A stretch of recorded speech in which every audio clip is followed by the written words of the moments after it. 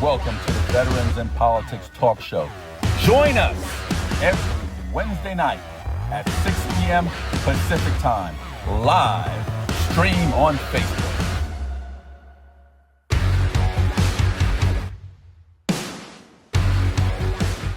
Folks, we're back. This is Steve Sanson, Stephanie Phillips with another episode of Veterans in Politics. Today we have Catherine Duncan, candidate for Nevada Assembly District number 6. But before we get to Ms. Duncan, Ms. Phillips. Thanks for joining us, everybody, and thank you to our sponsors. We have Tim Ross over at the North Las Vegas Hangars Association. If you would like to know more about what they do and advocate for, his website is vgthog.org, vgthog.org. And we also have Henderson's mayor, Michelle Romero. She's running for re-election. Her website is votemichelleromero.com, votemichelleromero.com. And we also have Judge Jennifer Schwartz. She's running for re-election for Department 17. Her website is .com. Sorry, not vote. JudgeSchwartz.com. JudgeSchwartz.com. All right, are we back? We good? Don't forget to grab your copy of Steve's book, How to Navigate Nevada's Family Court System. You can get a copy on Amazon. It is $14.99. And if you are a family court litigant and you don't have an attorney and can't afford one, this is a self-help book and it will help you navigate that system. We also have a merch store. It's VIPImerch.com, VIPImerch.com. There's all kinds of fun things for you to check out there. And we are wearing Sherry Struthers. I'm getting it right, Sherry, not Strauters. Go Sherry Strauters. Struther. Strauters, North Las Vegas City Council. She's running for, she's our endorsed candidate. Mm-hmm. She's running for North Las Vegas City Council, Ward 1. She was on our show last week. And if you are an endorsed candidate, bring your t-shirts down here and we will wear them on the show and give you a shout out. And I didn't get organized enough to get this one rant out that I want to do, which is about the JDC, the Judicial Discipline Commission, and the Nevada State Bar. Both of them are just absolutely ridiculous. But so next week when I get all of my notes put together and I can read off all the rules and all the stuff and the things that they don't care about, then I'll rant about it properly. Did you call? No. See, I didn't even get to do that. Okay. So. That's a 1 point. What is 1 that? 1 point minus from you. What is that tingy sound? Okay. Is it better? That's right. 1 point minus. Oh, from it's you, him. Ms. Phillips. That's not me. What? 1 point minus from you. Minus. Oh, I got a minus a point? Yes. Oh. Mm-hmm. That's the first ever. Oh, I know. Wait till we get to you. He'll be over there like, whoa, minus one. Are you yes, done? I'm done. Yes. Yes. We're late, so sorry we're late, guys. Miss Duncan, Yes. thank you so much for coming on the show. Well, thank you, Steve. Anytime I get a chance to come and kick it with you, it's a pleasure. Hey, I just want to let you see my new boots I got. Okay. Yeah. Have you put them on? I was losing the whole sole, but it was comfortable, so I was still wearing them. Have you learned that new dance called "Put Your Boots on the Ground"? No, how's it go? Oh, you don't want me to get up here and do it. No. I'm not be getting on the table dancing. That's where them fans at. You haven't seen it? Oh, we'll get there. We'll get there. No. Right. You have to see it. You have to experience it. Right. With those boots. With these boots? Yes. These are Wolverines, by the way. Oh, yeah? What makes them special? I don't know. Maybe it barks at you. I don't know. Okay. Maybe it howls. Who knows? But what made you decide to show me your boots? Because Because you just got new shoes. Yeah. Oh, congratulations! Yeah, the other ones were talking. You know, the sole was separate, and I was still wearing them because they were so comfortable. I'm not all about showmanship. I'm not about no bling bling or dressed all nice, and I'm not about that. I'm about restaurants. I like to eat. But when your soul gets separated, that could be dangerous. I like to eat. To your mind and body. I like to eat. Talking about your SOUL. I like to eat good food. See, I know. He don't want to talk about that. He don't want to talk about that. Not fast food, but good food. Okay, so that's soul food. Not because there's a lot of fried soul food. I'm talking about medium rare, bone-in ribeye, nicely, you know. Yeah. You call that soul food? No, that's for my soul, yeah. Oh, okay. All right. Because we didn't get any ribeye with bones in on the plantation. So I'm wondering how that got to be soul food. There was no cattle there? we didn't eat our cows. You didn't eat your cattle? No, we milked them. Oh, okay. All right. Well, sometimes you need to like put them on a grill. No, we did not eat our cow. All right. All right. No, they were for milking Okay. on okay. the plantation. All right. Maybe other people ate their cows, but we didn't Okay. eat our cow. Our cow was part of the family. What was their name? Was it Moo in Jersey? Betsy. Betsy. Our cow was named Betsy. What kind of cow? Milk cow. That's all I knew. Milk cow. That's all she knew. Milk I was cow. 14 when I moved away from the plantation, so I, got to. You actually on a plantation? Yeah, I was. Oh, let's Get to her bio. let's get in your bio. Get right in your bio, Miss Duncan. Tell us all about it.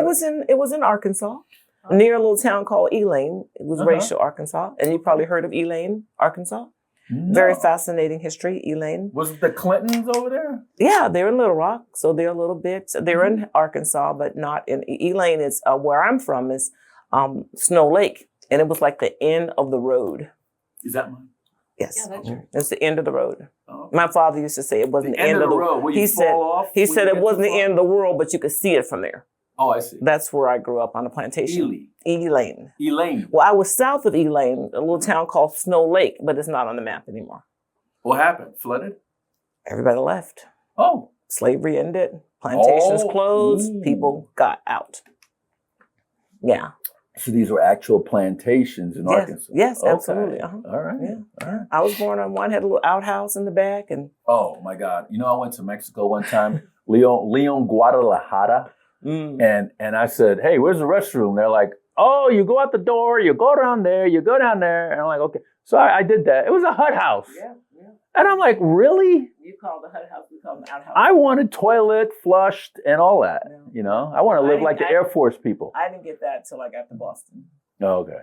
Yeah, I was 14. I got to Boston. I was All like, right. look at this. Running water in the Toilet house. paper, no leaves. What's going on? Yeah. All right, please go on. Right. What do you want to know? I want to, you know, how you got here. I'm not a baby, so I got a lot of stories to tell. So, I mean, you want me to start in Las Vegas or? How you got to Vegas? So I arrived in Las Vegas on 7/7/77. Oh, wow. 7/7/77. So yesterday July was 7th, 1977. So yesterday was my 49th year in Las Vegas. Okay. And so on 2027, on 7/7, it'll be my 50th year here, and I plan to have a big celebration All right. of what I've accomplished on my 50 years. Oh, in we Las invited. Vegas. Absolutely. Okay. Do we have to bring a gift or anything? Housewarming? I just want you to come and say, Katie, it took you 50 years to do this, but in order for me to get these things done, I have to take the state assembly seat. Okay. That's Sure. part of my Be plan. elected by then. I would have been Past elected. November. I'll be There we back go. home, and I Uh-huh. can say, look, it's done business. And then I'm going to do a documentary about it Full circle. and produce a book. Full circle. This is how I did it. Okay. All right. So look forward to that. 7/7/2027. All right. But we got to get to the state assembly first. So Yes. I don't know exactly how you want to approach the show. I don't want to take over. So you just Go ask ahead. whatever questions you take want. Over. And so I came to Las Vegas with a 11-month-old son, Okay. What's his Derek. name? Derek. Derek. You Okay. give Derek a shout out? Hey, Derek, I know you're watching. It was your day arriving in Las Vegas, too. And he says that's the day Las Vegas hit the jackpot when we arrived. Oh, That's wow. how he tells it. 777 on the pay line. There you go. Yeah, okay. So Derek has done very well. Uh-huh. We had a great time when I What first. does he do? He represents lighting manufacturers. Okay. So he used to tell me whenever a light bulb goes out on the Las Vegas Strip, he gets to make a living if he can get he's the one. He's Yeah. the one up in the Luxor. doing He's that, he's huh? everywhere installing Okay. lights and the replacement lights. He's Okay. he had to change lights over from to LED when that became a fashion, and he had to do a lot of retrofits. Gotcha. And then any new construction, he can follow the architect's design and specify all of the parts that are needed for it. And he has to get the parts to the job on time on the day that they're needed, so that there's no warehousing costs. There's a lot of logistics to the work that he does. Yeah, and so to avoid warehousing. Okay. Yeah, so yeah, it's an interesting Light bulb. profession, and There's he's a been lot of them. Okay. You know, yeah, for casino. and he's Alright. been doing it since he was 18. When he started working when he was 16 and Alright. doing tacos, and then the company who owned the taco company hired him on, and he's been in the lighting business since that time. Yeah. That's my first son that I came to Las Vegas with in 77. Then I have a second son. Oh boy. Jalil. What's his name? Jalil. Jalil. Jalil. Okay. And he's on the police department, Metro Police Department. Oh. Yeah. Oh, So I'm gonna look for him. Yeah. He'll be looking for you too. She's gonna tell him. Yeah. I'm right outside the studio. And I got married since I saw you last. Did you? Yep. I thought you and I had something going on. Well, Steve, What you happened? weren't supposed to talk about it in public. Oh, I'm See, sorry. you can't keep your mouth shut. Oh, She has to move on. Sorry. Yes. Congratulations. Yeah. So how long has it been now? It'll be 4 years. That's how long? That's how long it's been since I've been on your show. Yeah. 4 years. Mm-hmm. Almost 4 years. Yeah. All right. Reverend Reed. Welcome back. No, thank you. Thank you for having me back. You got a pretty co-host now. You didn't have her when I was here before. No, she wasn't here. That's probably why you stopped calling me. Okay. We've been busy. We have been busy. I had to throw one back at you. All right. Keep going. So I talked about my 2 children. Okay, And 2 so I children. got, like I said, there's a lot of stories I can tell. What saddens me now, though, both my sons grew up on the West Side. Okay. In my neighborhood where I represent now. Historic West Side and North Las Vegas, because we started out in Windsor Park. Okay. They both married and they both have children, Okay. but neither one of them feel comfortable bringing my grandchildren to my home because I Why? live on F Street because of the condition of the community. And so that's why I'm running for this office so that I can change the condition of that community. Embarrassed. Why not? No, I wouldn't be Do you- embarrassed. Do you want to expose your children to the homeless community when they're coming to see their grandmother? To get to my house, you have to go through some stuff. Like Mountain, what's it? Sunrise. Mountain. You got to go through that neighborhood to get to the nice houses. Yeah. Yeah. And to see people Yeah. sleeping on the street and Yes. it's not their fault. Right. It's heartbreaking, and to see boarded up houses and vacant land, and it just makes them feel sorry. And I don't want them to feel sorry for me, and I don't want them to think there's something that we've done to cause this condition ourselves and that we can't do better. Okay. So I want to work to make it a place that's what can children do when they come to my community? What kind of activities are there for them? Right. What kind of activities are there for families? Period. Yes. So those are that's my immediate, what's the safety of the neighborhood. But Okay. when I've been out talking to people, though, safety wasn't the number one concern. The number one concern for people is how to pay their rent. Right. That's what people are struggling with now, is housing costs. And I have a little bit of economics behind me, and I know that costs are driven by supply and demand. Okay. So if costs are too high, what do? Increase the demand. So we've got to build more housing so that we can meet the demand for housing. Mm-hmm. That doesn't sound like a real hard equation to come up with. Mm-hmm. So why aren't we building and promoting more building? Why is it so difficult for developers to develop in our community when it's so easy for other neighborhoods? So there's some forces at work. Why is that? There's some forces at work that are stopping, or let me just say that are dissuading development in my community. And I think it's passed down from that segregationist era, Okay. where people who are sitting in these seats who haven't retired yet still have those negative attitudes. I talked to one developer. He's been trying to develop one property for 5 years Where's that at? on Madison, Madison and what? right there in the west side. I think it's Give us the major cross streets, and I want you to tell people where that District 6 is, okay. like you were telling me, so people have an idea of where this exactly is located. Like I said, I refer to it as uptown. Because then people know where downtown is. So as soon as you go over the bridge, over the freeway, there's a whole community up there that's North of the Spaghetti Bowl. north of the Spaghetti Bowl. Mhm. So the whole Spaghetti Bowl is pretty much my district. This whole freeway system, and with Cheyenne being the top. That's pretty much the boundary. And Rancho to Las Rancho Vegas to Las Boulevard. Vegas Boulevard, Bonanza to Cheyenne. Okay, gotcha. That's Okay. pretty much the district. Yeah. Are we still in your bio? Okay, we're still on my bio. So I went to school a little bit.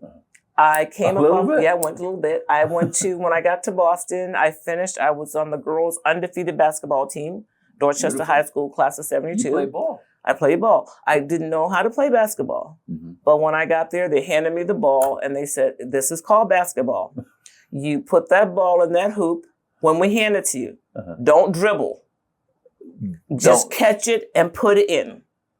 So they want you to walk with it. That's a foul. No. I have to be standing in my spot. Oh, you can't move. I can't move because I didn't know how to dribble. What was dribbling? I didn't know about dribbling.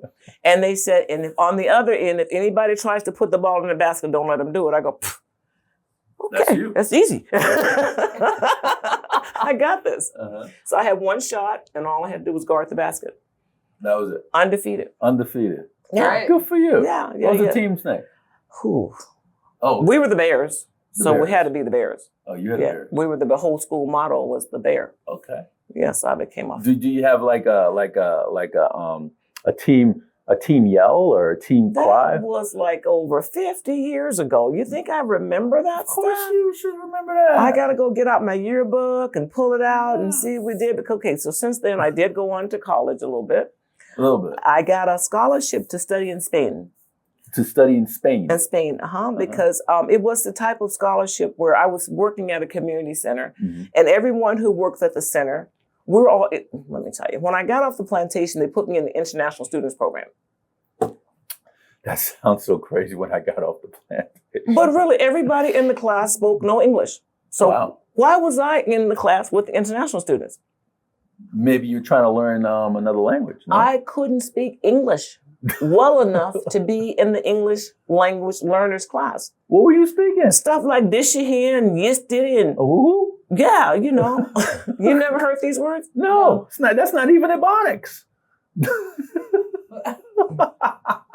What is that you're talking? Yesterday we say yes did it. Ooh. So that's the language I was speaking. Yes, did he? Yes did it. What's that mean? That's what the teacher was saying. International Students Program, she needs to learn English. So all of my friends in high school were foreign language learners. And at the end of the school year, we got to choose to go back to our country of choice to be with our native people. And everybody had some place to go but me. You didn't go nowhere. Where was I going? Back to Elaine, Snow Lake, Arkansas? That was my country of choice? You go to As the the historic side. No, this was in Boston. I had to go. Oh, this is before you came. So everybody else went to Poland, Ireland. One girl was from Russia. They went back to their countries. I was the only one that didn't have a country to go back to. So you were in the United States when that was I'm happening? in the United States. And There you go. You're already home. But why didn't my instructors think so? Are you going to go back to Africa? And I will. Oh. So, Africa. They're just making assumptions. Did I come from Africa? Okay, so I didn't know any African countries. So they sat me down. They showed me how if I went to Spain for the summer, there would be an excursion over to Africa, and I would see where my people came from. Oh, so this is like a learning type of. Yeah, Okay. so that's what I did. And so I went to Spain, and then I went down the street. What part of Spain did you go to? I studied in the first year. I went to Santiago de Compostela. Okay. And Habla español? Un poquito sí. Yo, pero bueno. hablar mucho, pero no entiendo mucho, pero yo hablo. Okay. I studied at so I got to Spain, and then I studied for 6 weeks, and then during that time, there was an excursion down to Africa. What part? Just Morocco. Oh. And so what I saw was... Egypt is in Africa, too. Yeah. Okay. And I didn't see anybody that looked like me really in Morocco, so I thought Africa had just completely changed. Things had, moved on. So I went on back, and okay, I'm just an American. There's nobody in Africa that looks like me anymore. Even Elon Musk. So that's what Morocco was like. Everybody was golden. Mm-hmm. Okay. So that's what I saw of Africa at that time. I went back later as an adult, and I saw West Africa. I went to Egypt. I went down the Nile River. I went to the Sudan, to the Valley of the Kings and Queens, and I reconnected with my ancestors so that I really understood who I was. And then that's when I got mad at America. Mm-hmm. What did they do? What did America do to me? It lied to me. How? America told me as a child that I was 3/5 human. First cousin to the monkey. Darwin taught evolution. So I came What year we talking here? I went to school and I'm 70 years old. Okay. So I went to school. It's been a while out of school, but this is what I was taught on the plantation. I don't think I could handle that. Well, that's what I was taught on the plantation. And so when you don't know any better, that's just how things are. But like I said, I got to Boston, went to school, got sent to Africa Morocco at a very early age. Okay. And then I learned that America had not been telling the truth about my people's heritage in Africa. So that's when I got that kind of activist attitude and started trying to change things for my people. Gotcha.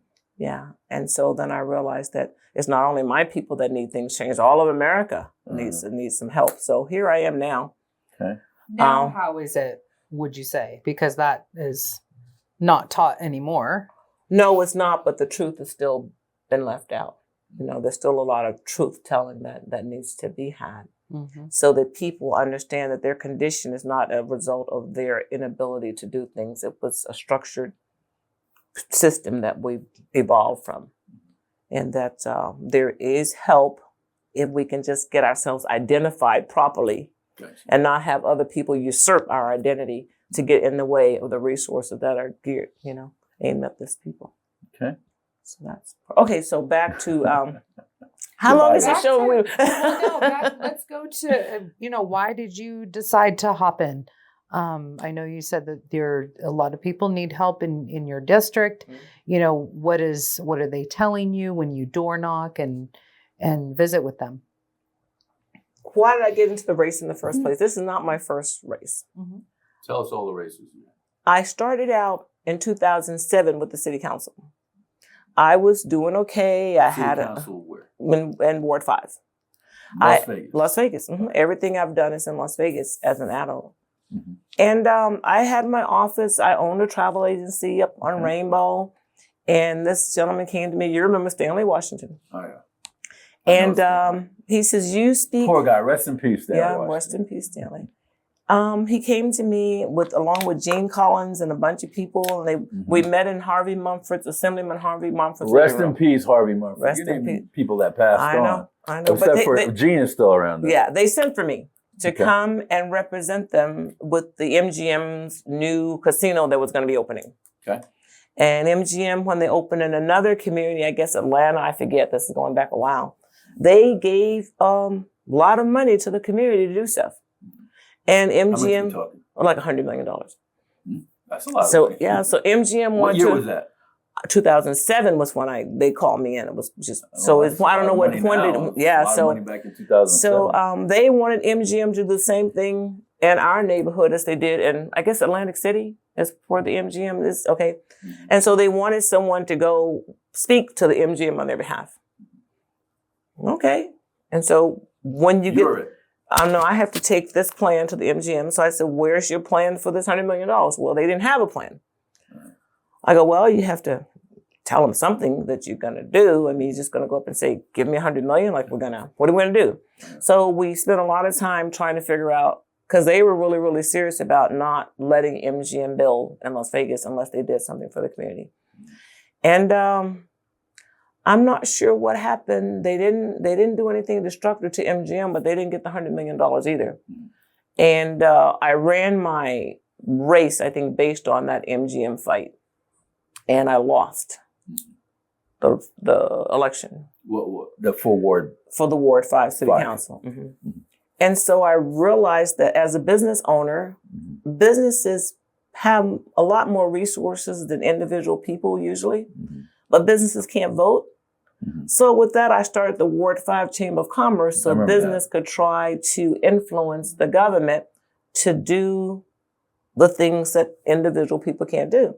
So start the Ward 5 Chamber of Commerce. Then we were able to get people to do business with the MGM, not fight them, but support, businesses that could purchase from MGM. Right. So we started getting businesses ready to provide services. That's how I don't know if it was $100 million worth, but it was well worth the effort that I invested in it to get it done. So I didn't make many friends in the city council at the time because we were getting work done. And so the business people were actually dealing directly with the developers without going through the city itself. Okay. I guess that's the problem at the time. Anyway, so that was 2007. And then another time, the mayoral seat came up. And another group of people came to me. I don't even know. Las Vegas. No, Las Vegas. Who convinced me to run for the mayor of Las Vegas? I don't know, but it's always. What year was this? 2011. Oh, that was the race Goodman. where there were 18 people. That was when Goodman, Carolyn And on the Goodman last started day, running. Carolyn Goodman filed for office. There you It go. cost me $100. I told her, Carolyn, if I had known you were running for office, I would have saved my money because we didn't have any mayoral candidates that anyone recognized. Yeah. There were millionaires that were trying to buy the seat. There was Larry Brown.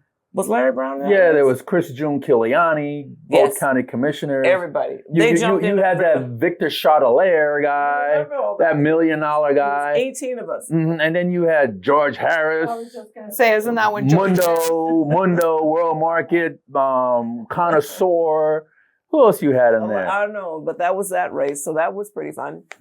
And then in 2012, it was state senate with Kelvin Atkinson. Good old Calvin. What he's doing? I don't know what he's doing. What Senate district? 4. Okay. Mm-hmm. Does he still own that restaurant downtown in the Arts District? No? Oh, that's He gone. got in trouble behind that, remember? Oh, he did?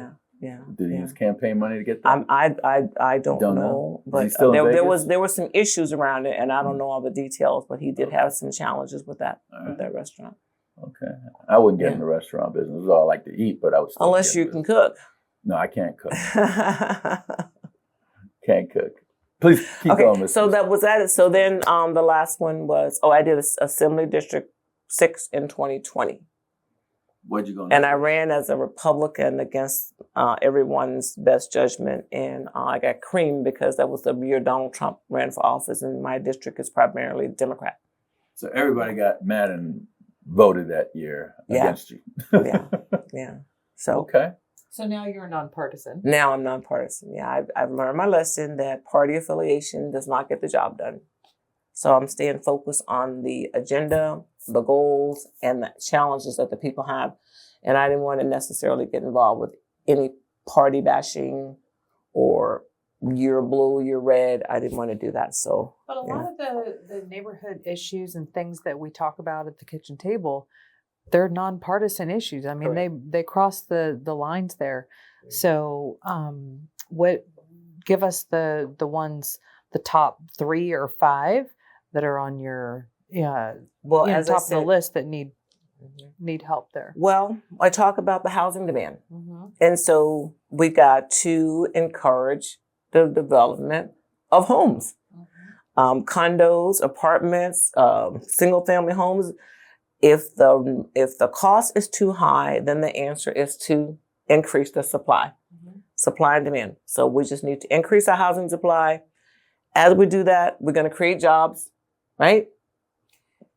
But also the cost of land. I mean, it's great to have affordable housing, but the cost of land is so high. It's high for the developers. All of the fees and costs just to get a development off the ground and homes off the ground. Said that because we're trying to work with developers so they don't have to acquire land. We want to make sure that the people who already own the land can be part of the development. The challenge is the developers don't know the landowners, so there's a level of bringing them together that I'll be able to bring. I know the legacy landowners, what they've been trying to do with their properties, and then the developers are saying no one would sell, we got to buy, and the developers are in there out, driving the costs up because we get cards every day: sell your house, and it is an opportunity zone, and because of the opportunity zone and our tax credit and Jobs Act, there's like $12 trillion is trying to develop in disadvantaged communities. And developers are, all right, let's get in here and develop. Then we've seen so many failed developments because they have not been developing necessarily what the people want to see.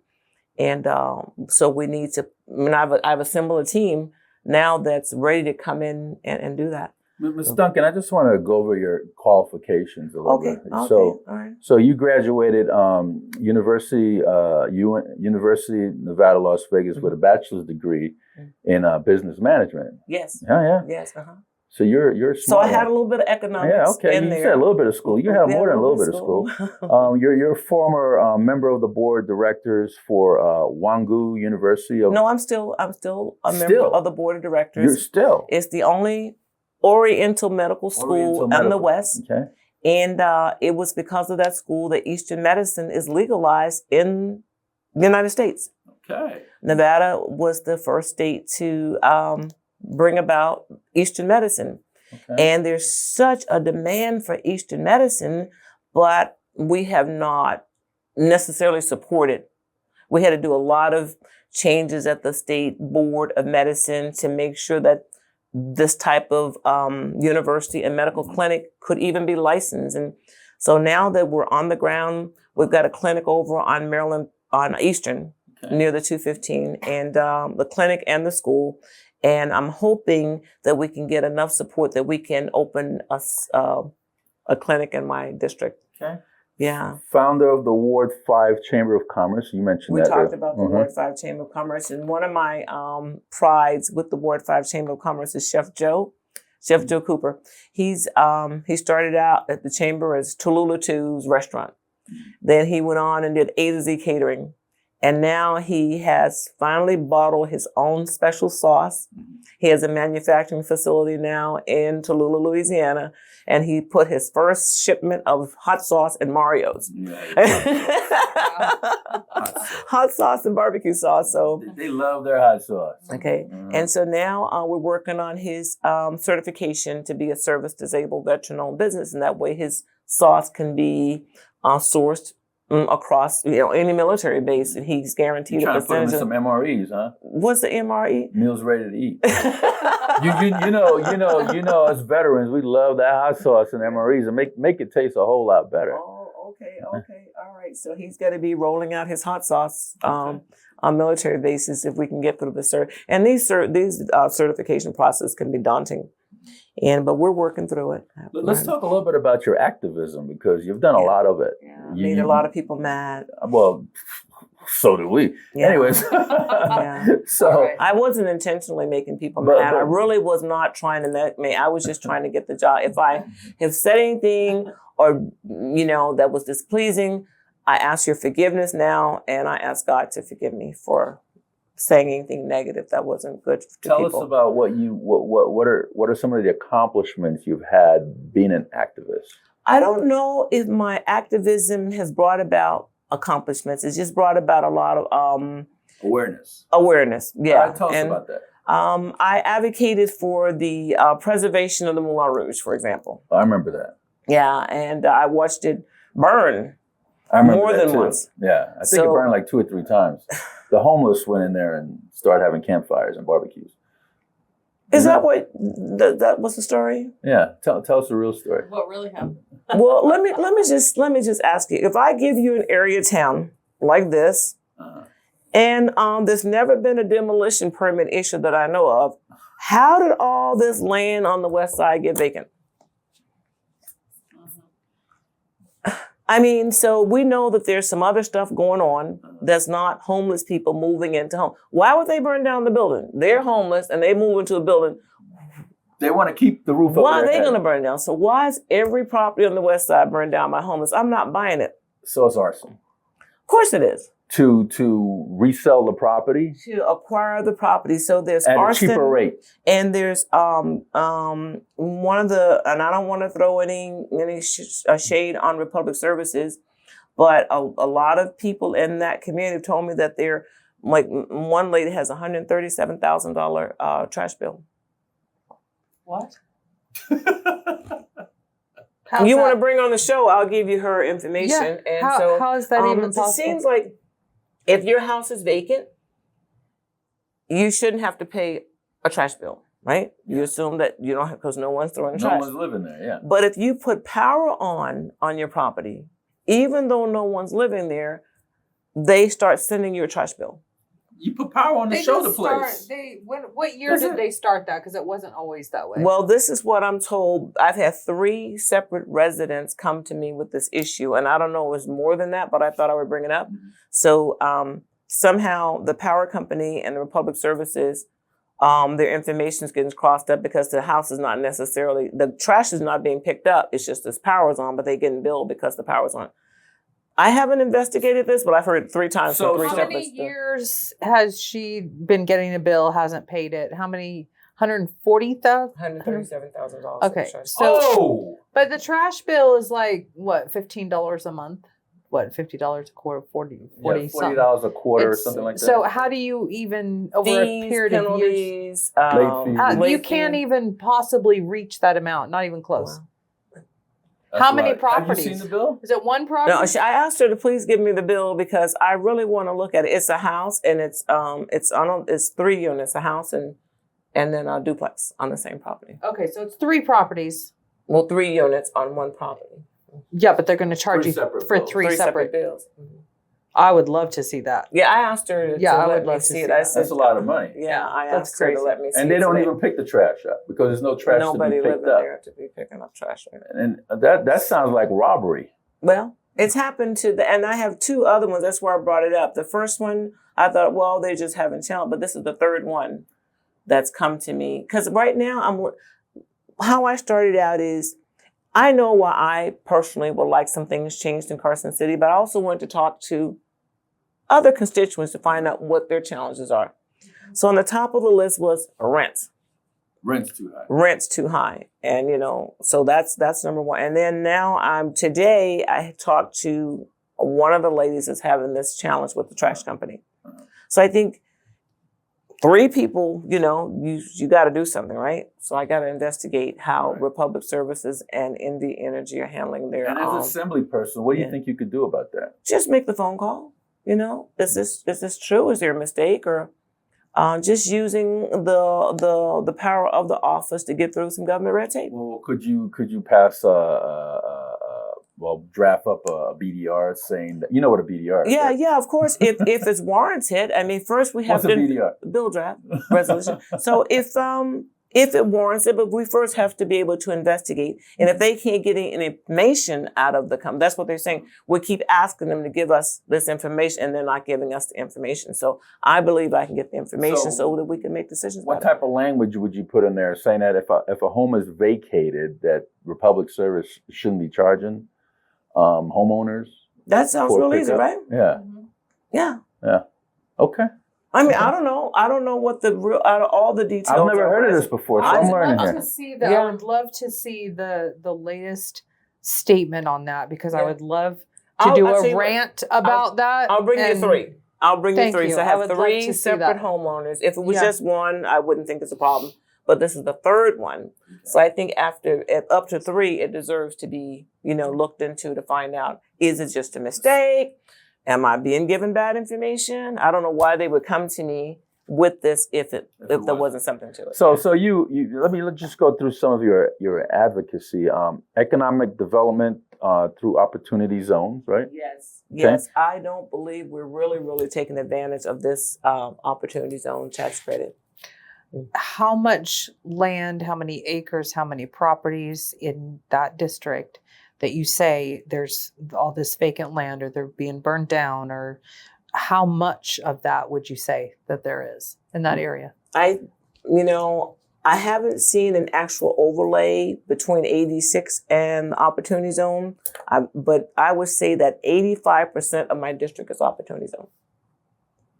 I would say that's much. And you got expanded internet access and technology resources. Is that an issue? Well, people are not getting Wi-Fi in your assembly district there? My cable bill, I don't have cable. My internet bill is what I think is kind of high. I pay a little over $150 a month for internet. Is it the high-speed one? It's as high as I can get. Okay. And I ask for because I have a lot of people who come to the house who need to get online. But there's other areas of the city where they offer free Wi-Fi. Mm-hmm. And I think that in an area where there's so many people that are homeless and need information and need resources. Would go there. Yeah. Right. Yeah. But it's not. No. So No. they just keep people down. Well, people need information. It's like you're knocked out and then they kick you in the face. And so at least in that area, in that corridor, I would think that we would have a little bit more support for the people who need it the most. And you have, sorry. They talked about that during COVID when the kids were stuck at home and they couldn't get online. They didn't have access and got so behind because of that. So yeah, that's a valid point. We bootstrapped the system during COVID. What does that mean? We we got into actually it was the Juneteenth founded, the National Juneteenth organization. Okay. They had an initiative to get Wi-Fi in the inner city, and they approached us to put an antenna on the Harrison House, and the antenna would pick up a signal from downtown on top of the Bank of America. And then they put an antenna on several buildings in a church and several buildings. And so we had our own Wi-Fi system going there for a while. All right. Well, that's thinking outside the box. And then they built the circle, right? And the circle blocked everything. They messed it all up. Then you have a alternative and integrative healthcare. Well, that's the Oriental medicine I was talking about at one go. Yeah. Small business growth and neighborhood revitalization. And you can agree that this neighborhood really could use some revitalization. It was part of the redevelopment agency back in 1986. As a matter of fact, that area was the reason why there is a redevelopment agency. Unfortunately, the redevelopment agency has not spent as much attention on the area that I think it might should. Mm-hmm. And so they keep expanding the redevelopment agency out and more in the area that caused the agency to be created in the first place has gone unresourced, let's say. So you run against the incumbent. Yeah. Why are you doing that? Because I think we need to move quicker, faster. If we're really going to face the challenges that the district is slow. Well, they're not focused on these challenges. What did that person get past that you know of for the people in your district? The only thing, it was criminal justice reform that had to do with the parole and probation. Okay. So he seemed to be focused really on criminal justice, which is an area that really needs to be focused on. But we have because of his background. Because of his background, yes. And so we have to focus on what matters to the majority, what most people want. And then what they want is a more affordable housing, jobs, a better schools, healthcare, and safety. So those are the areas that I'm focused on primarily and solely because that's what the people are asking for. So, when the incumbent won, because he ran before and lost, then he ran again and won, I was shocked by this. I was surprised because he has a felony on his record and he did time. So I was figuring that first, when I heard he had a felony, I was like, how did he even vote? I mean, because I figured you lose your rights when you become a felon. True. Well, and then you have to go and reapply to get your rights back. And one of the rights is voting, and the other one is CCW, carrying a firearm, and all that other good stuff. I was surprised he won. Why do you think that a known felon, he's the only felon in the assembly, right? That we know of all 42 seats. To be honest with you, it's 42 seats, right? I have not really. It's 42 seats. There's right? 42 seats and 21. The gang of 63. So he's the only felon I know in the assembly. However, I mean, I know a couple other people that did some crimes, but they weren't felons. They were like misdemeanors. Maybe at the time, criminal justice could have been at the top of people's mind. I don't know. But what's at the top of people's mind today is not criminal justice, is paying the rent, getting some food on the table. Hold on a second. These seats are 2-year seats. Is that right, or 4 years? 2 years. Okay. So I mean, the people had to have a reason. So only a felon could figure out criminal justice? He ran 2 years ago, is what I'm saying. Yes. 2 years ago, we had the highest inflation, like record high inflation with the last administration. So, it's not like he ran a long time ago. The issues that people have been dealing with what you're talking about, those are still those issues back then. And exactly. And so we need to address the economy because people need jobs, and we have to really focus on the economy right now. So and there's so much opportunity because we're sitting here. The funds are available. The land's available. It's my district. We just need to bring them together in a holistic way so that there's not like gentrification, developers coming in and grabbing up the land and building like a public storage shed right in the middle of the neighborhood. You want to have a holistic development strategy. And that comes from having the city of Las Vegas and the city of North Las Vegas come together because my district sits on the boundary of two cities. And so to be able to coordinate the highway infrastructure, the roadways, the streetways, and all of that together with the development would make a more smoother experience. Have you talked to both of those jurisdictions? Those city council members, what are they doing about this for their own wards and areas? Well, staff is told to stay inside of their city. So if you're economic and urban development for the city of Las Vegas, you're not looking at across the street. You're going to, if it stops at Lake Mead, you're not going to try to develop across Lake Mead. So North Las Vegas has a west side and Las Vegas has a west side. So when Stephen Horsford threw a west side conference in North Las Vegas, the people in Las Vegas didn't know about it. So when Las Vegas does something on the west side, the people in North Las Vegas don't know about it. Nobody talks to each other. Why don't they talk to each other? Because they're two different cities. That's like Homeland Security. You got to develop Homeland Security. It's one area, we're right? all in Clark County. Right, exactly. It's all Clark County. And we're all the same people, same bloodline, right. but two different. And they say, well, people won't unite and won't get together. That's why the Twin Towers fell.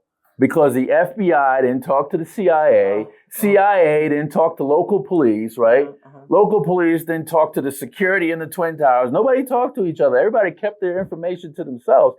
And that's what Bush was saying when he was president. He goes, nobody talked to each other. That's why they developed the Homeland Security. So, one hub and everybody could start talking to each other. Yeah. So maybe that's what the cities need to do. They have to with me and the state assembly, because if we're going to develop housing, we have to be able to show the person who owns the land, if they want to develop their own land, we have to introduce them to developers or bring them we can hold conferences and put people in front of people. We have that kind of convening power. So we can bring developers, financing people, and landowners together and get the architects, engineers, everybody, the highway people in the same room, and let's get this done. I am so excited to have met a company called Gigacrete. Who? Gigacrete is like concrete. Gigacrete. They've got a building system where even I could build it. The way they build, it's a smart building system. Is it like Boxables? No, it's not like Boxables. You know at what all. Boxables is? I know what Boxables is, yeah.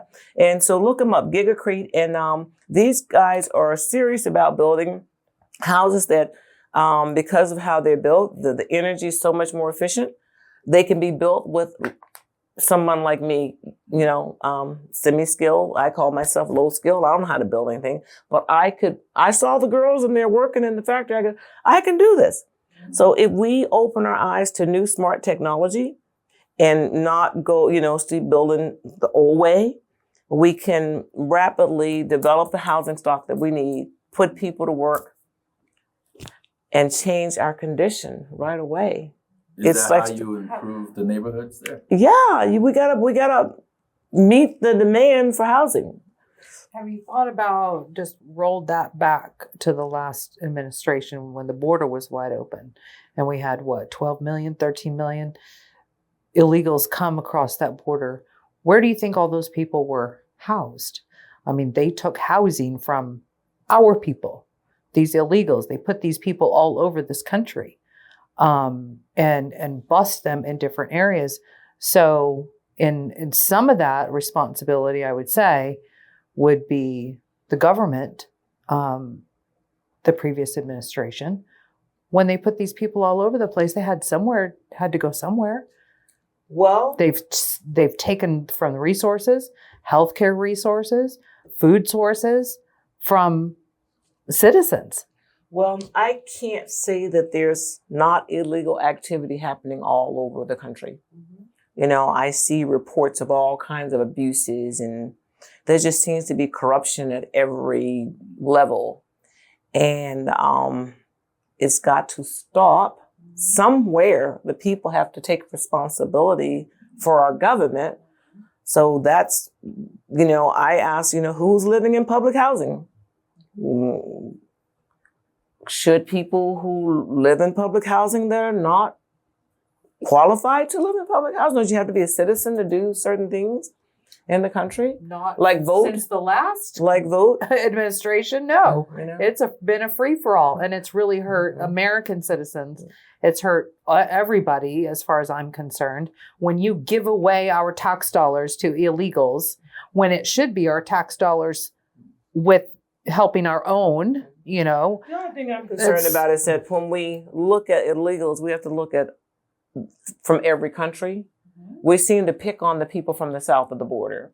But we get people coming down out of Canada, flying in and overstaying their visas. We've got all kinds of people in the country who in Connex boxes shipped from China. Yeah, I know. So they're coming from everywhere. And and on that side, I guess I take a more liberal approach too, because God didn't create the borders. These are man-made systems. And I have to look at the human side, and I look at the Mexican community. This is the land of their ancestors. And maybe the War of 1812 didn't go in their favor, but they still may have an affinity for the land. And I think we need to really look at how we handle the border. And I would be, if I was in the federal, I would probably look at how do we set up free zones around the border? How do we build housing stock in Mexico as well, and not have that contentious, because people are going to go where they can make a living for their family. Everybody wants the American dream. And I believe if a person's a hardworking person and they're not a criminal and they're doing the right thing, they should have an opportunity to become a citizen, so. There should absolutely be a pathway to legal immigration and citizenship here in our country. Absolutely. That's why we are who we are. But there was a lot taken advantage of, and it has created some of these problems that you're talking about because they have just completely taken from our system. And America has always been a country that's been good to other countries. We've taken, whenever the people were at war, we take in refugees, people seeking asylum. And America has that kind of heart. And that's what kind of makes me proud to be in America, because we are open to the poor, the forsaken people. So do you support legal immigration? Yes. Or do you support illegal? No, I support legal immigration. Because my people didn't come here as immigrants. Right. So we're kind of different. We were made in America. Right. So what about raising taxes? Are you down with that? When it's appropriate. What does that mean? I think when businesses will even get together and decide to put a tax on certain things that they want to see something change. Like what? Like Don't say property tax. No, when it comes, I get mad. Because we do have special taxes on businesses, but I would get business owners together and figure out how to fund more government activities as well. There's things we can do that wouldn't be, we tax something for a reason, and then the tax money never goes to the reason that for example, the cannabis tax. We legalized cannabis so that we would never have to put another nickel into the school district. And what happened to all the cannabis tax money? Where did it go? Do you know? No, they didn't give me none. We would like to know, but no one has told us. Maybe we should ask Tick Sigerbloom since he championed that. Well, it's something we need to look at. If we told the people that we would put money into the schools by passing this, then why is the school systems not being funded? So that's one area that I'm kind of serious about. Would you ask for like some type of audit or inquest into the funding from the cannabis industry taxes to find out if it went in their rainy day fund, like it rains here, right? Rainy day fund or the general fund is what they call it, when it was supposed to go into the educational fund, right?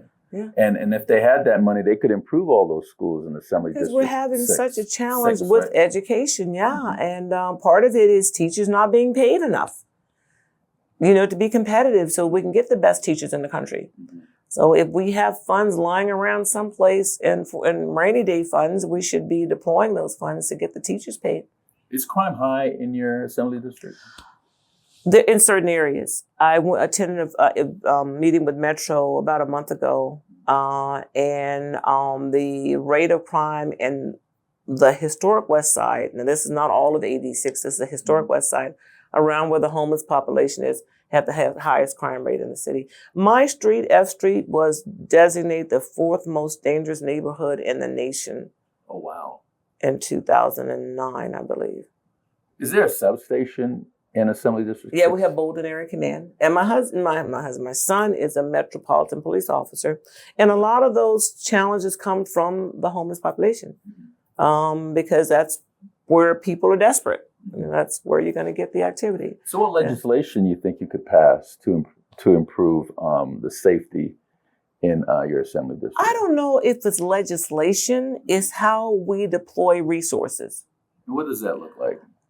Well, there used to be a time when churches would take care, and I don't like to call them homeless, poor people.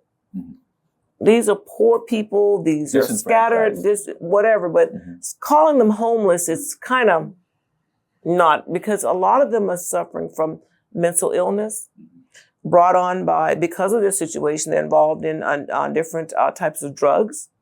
And you have broken families. And then the economy is not helping. And then you got some real felonious people out there, too. And so I would hope that we could do a better job with our mental health systems. It's got to cost more to do it the way we're doing it now than if we would to bring about a better level of mental health. So I think that would be number one, is mental health. How about the roads in Assembly District 6? The roads? Well, I believe the orange cone is our state bird, state flower. That's what everybody tells me. Okay, and we've got a lot of flowers in our assembly. And nothing going on. And nothing's coordinated. So I'm finding that the coordination is what's challenging. They'll tear the road up every year in the same spot. I'm like, didn't we fix this area of the road? Well, no. Now we're putting down sewer. Now we're widening the road. So why didn't you do that when you're putting the sewer lines down? So poor planning. No planning. That's like every government agency is planning. They're planning. The same people getting the contracts, and they keep getting paid to do over and over and over. Yeah. Planning in the back and not planning. It's like Nevada Paving Company. What? They get all the contracts. Yeah. We will get into that. What about trash? What about street lights? What about gutters and trash, debris, and all this stuff? Bus routes. Yeah. So Assembly District 6 is very diverse. And I guess I probably concentrate on the old historic West Side the most because it has the most... Tell people what those boundaries are, what it looks like. The historic West Side, roughly, and it depends on who you talk to and how you characterize it, the West Side or West Las Vegas. But if I say pre-1950 Las Vegas, so that would roughly run from... Bonanza to Owens or Lake Mead.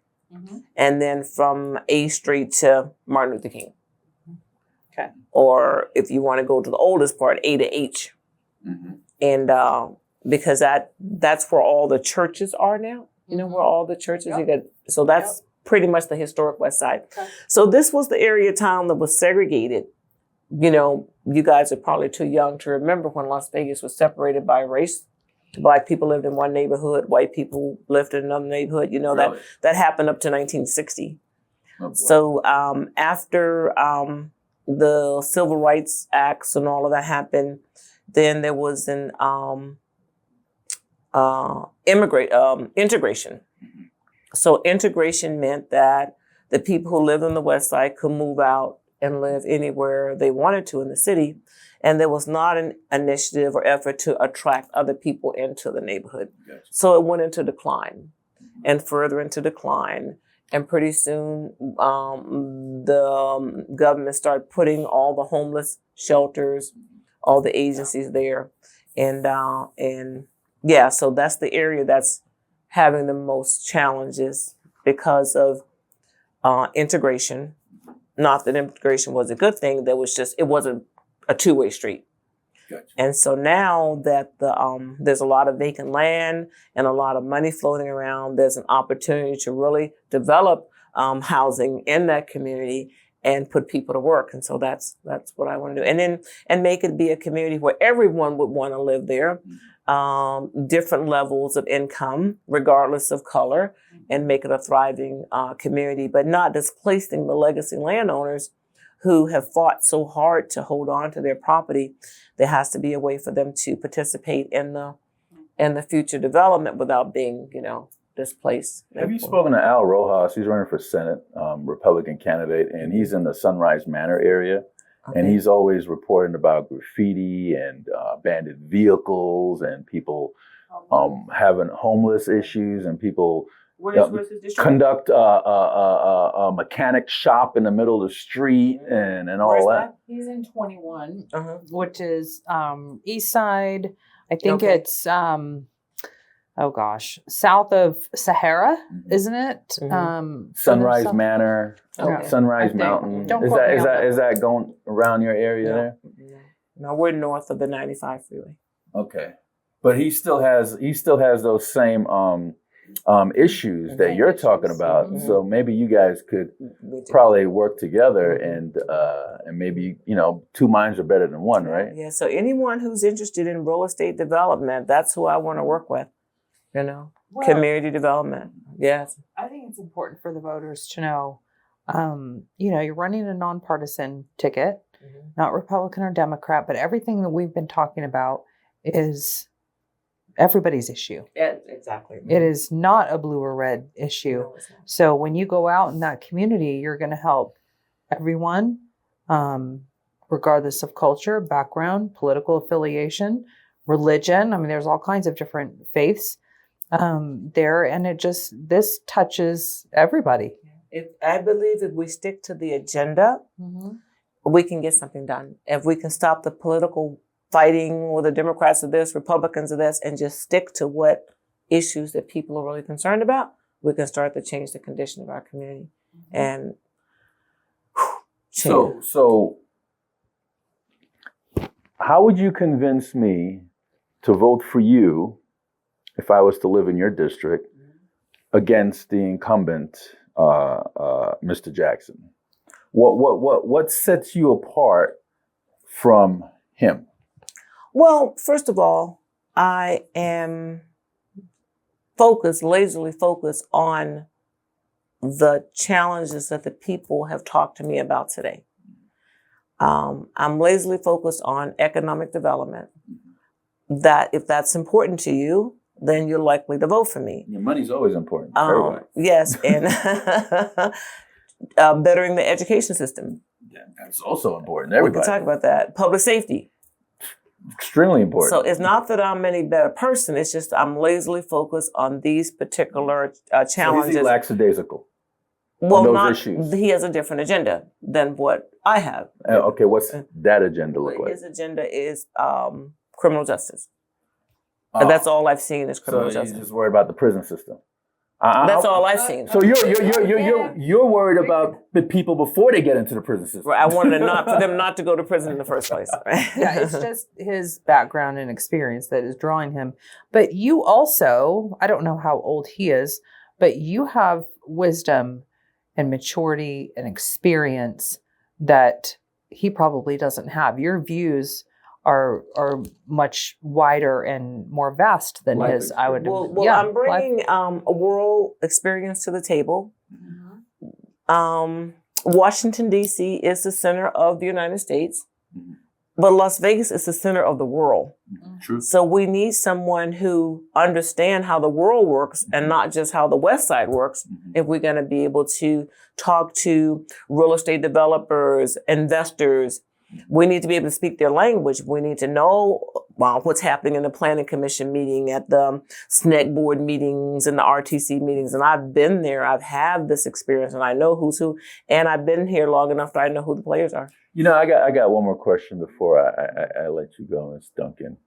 And what seems to really irk me sometimes is that how somebody could come and set up shop on the sidewalk, which is a taxpayer sidewalk, and put up a tent and start cooking food, and you don't even have a license or a health district don't come in, make sure you don't get sick or anything. How does that even take place? How does that even happen? You mean you never had a lemonade stand as a kid?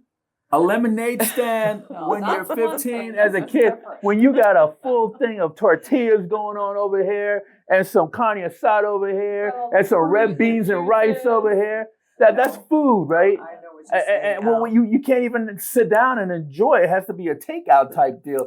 But if I own a brick and mortar store, Sanson's Eatery, I gotta have employee taxes. I gotta have the county come in here and do their inspection. I gotta have food survey. Gotta have the health district.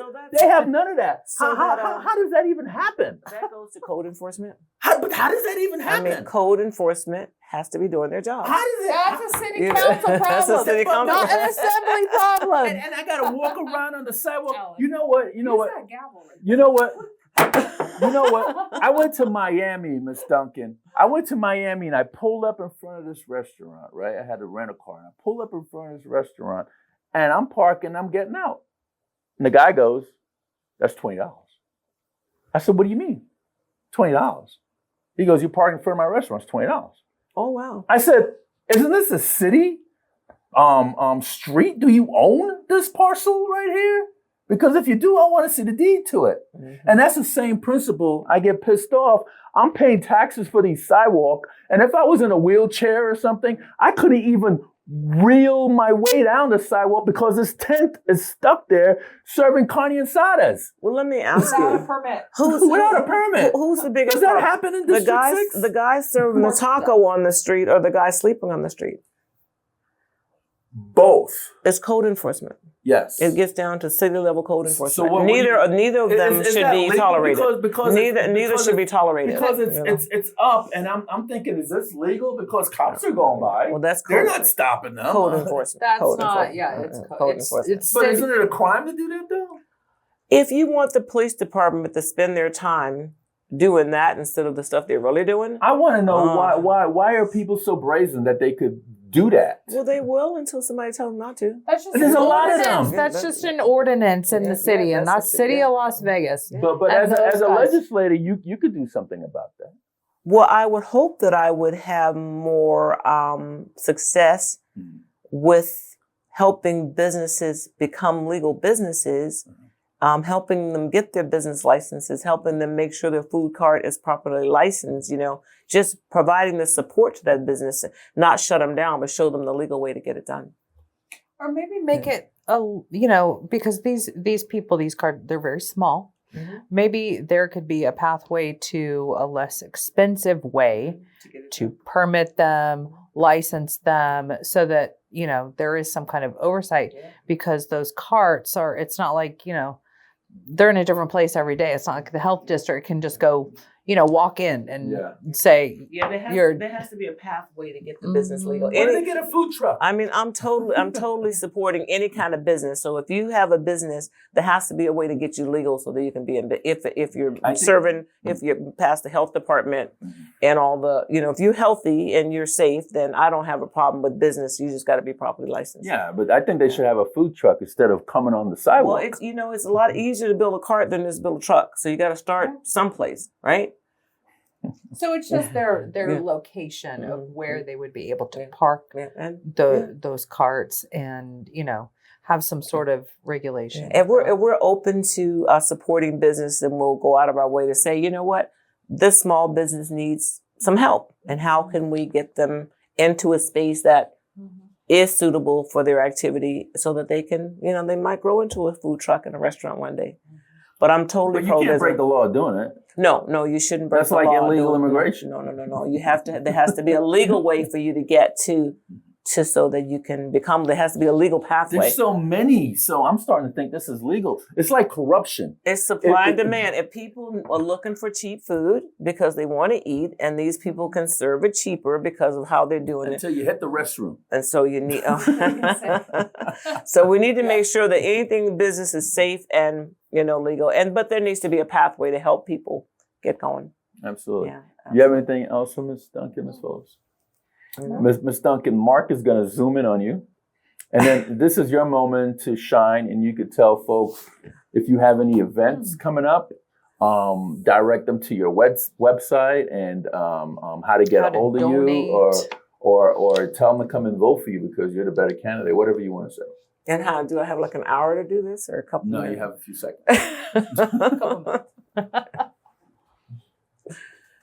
Hi, and thank you both, Steve and Stephanie, for having me here on Veterans in Politics. We didn't even talk about the plight of veterans, but because we were covering so many things. Right, and they have some of the same challenges as everybody else, paying your bills, keeping food on your table, putting gas in your car, which is why the economy is the number one issue on top of my agenda, is how to stimulate more economics in my district. And from what I've heard from my constituents, the biggest challenge is the cost of housing. And I know that costs are driven by supply and demand. So if costs are too high, how we fix costs is increase the supply. So how do we increase the supply of affordable homes faster for people?